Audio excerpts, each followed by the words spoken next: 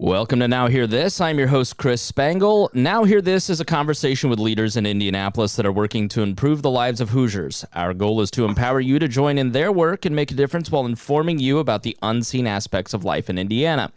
If you miss an episode, you can listen via podcast at nowhearthisindy.com.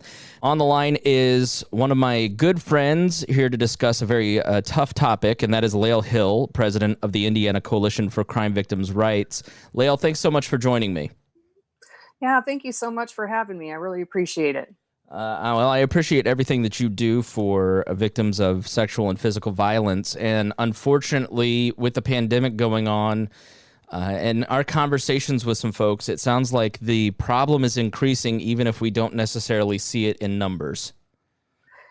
It is, yes. It's incredibly concerning for myself and all my colleagues in the community. With the stay-at-home orders and the quarantine, when you pair that with the stress of unemployment and uncertainty and health problems, and you already maybe had violence in the family home to begin with, it's going to escalate things because research basically shows that violence can be escalated by stress related to unemployment issues. So that being said, with child abuse as well.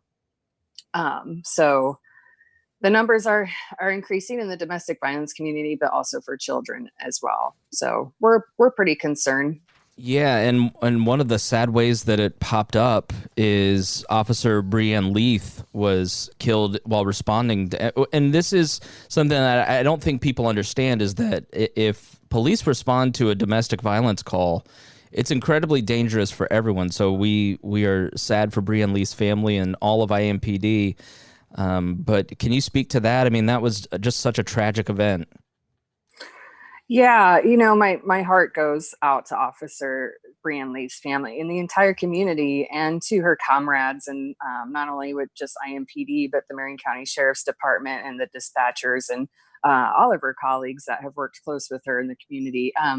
It's just so sad. She was so young, and I think law enforcement officers are heroes. I work closely with them. I've had to personally ask them to go pick victims of domestic violence up, to bring them to local shelters in our community, and they run towards violence. When we as citizens are in fear of violence or we're scared, our initial reaction is to flee. But law enforcement officers actually have to walk towards the violence, and she did as such a hero, and she made the ultimate sacrifice, and we're so sorry for her loss, and just thankful for her courageous service.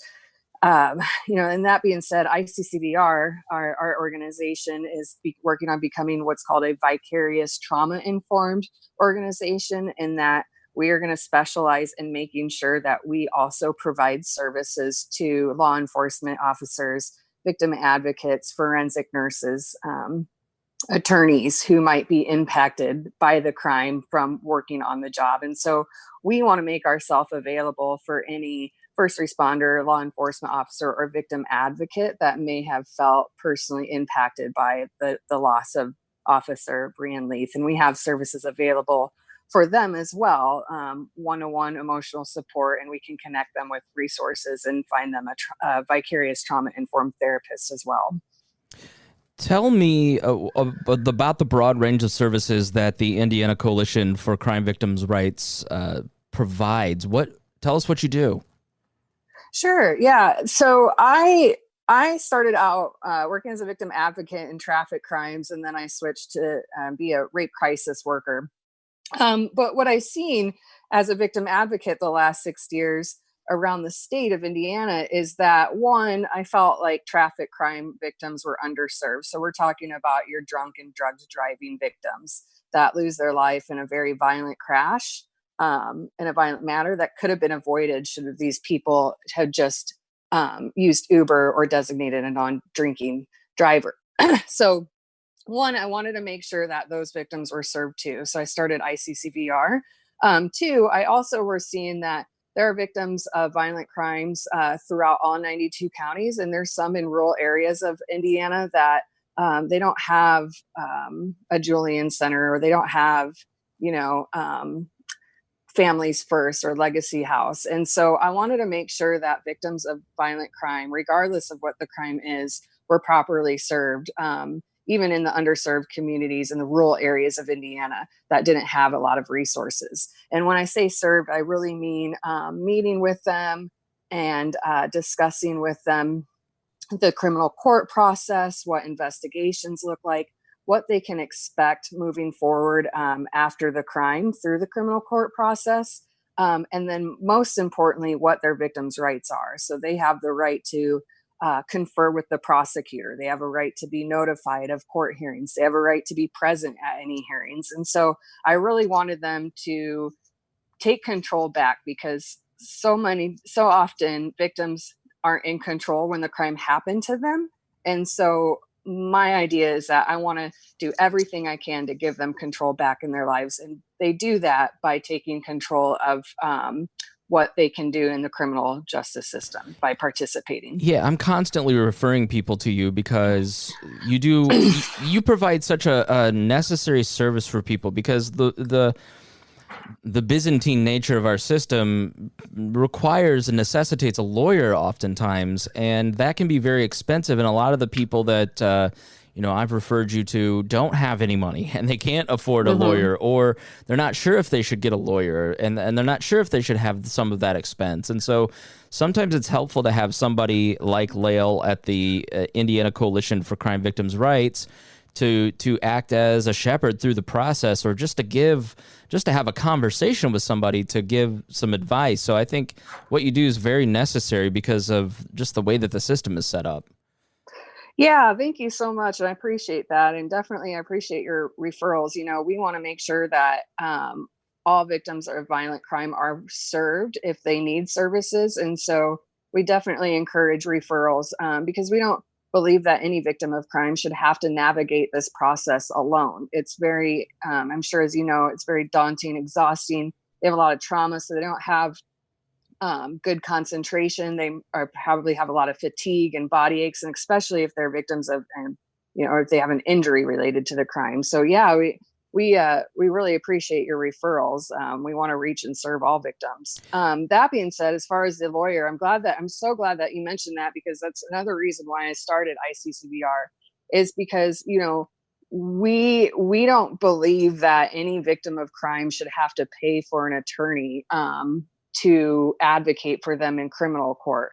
It's just, they've already had so much economic hardship from the crime. They didn't choose to be victims, so they shouldn't have to have an attorney.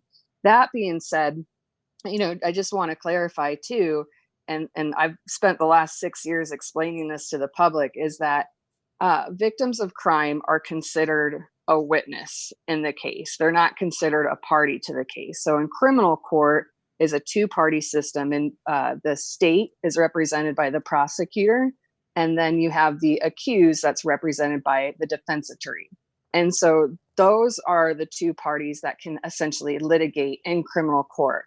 Victims, however, are considered witnesses. And so while they can't have any control in charging decisions or plea agreements or witnesses, they do have standing to assert their victims' rights.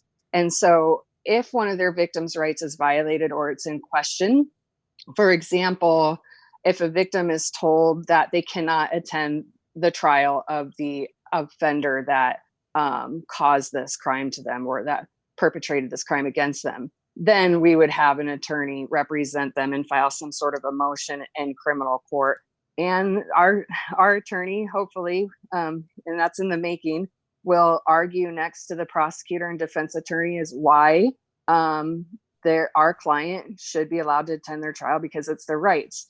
And so this is really important, because victims' rights, they established victims' rights in Indiana, but they never set up a way to assert them. And so essentially victims were given rights, but not an attorney to assert them. So we're working hard to find attorneys that will work with victims and us pro bono or as volunteers, so that we can make sure the service delivered. As an advocate myself, what I've been doing the last 5 years as a non-lawyer is really just being a liaison between the victim and the prosecutor's office or law enforcement officer.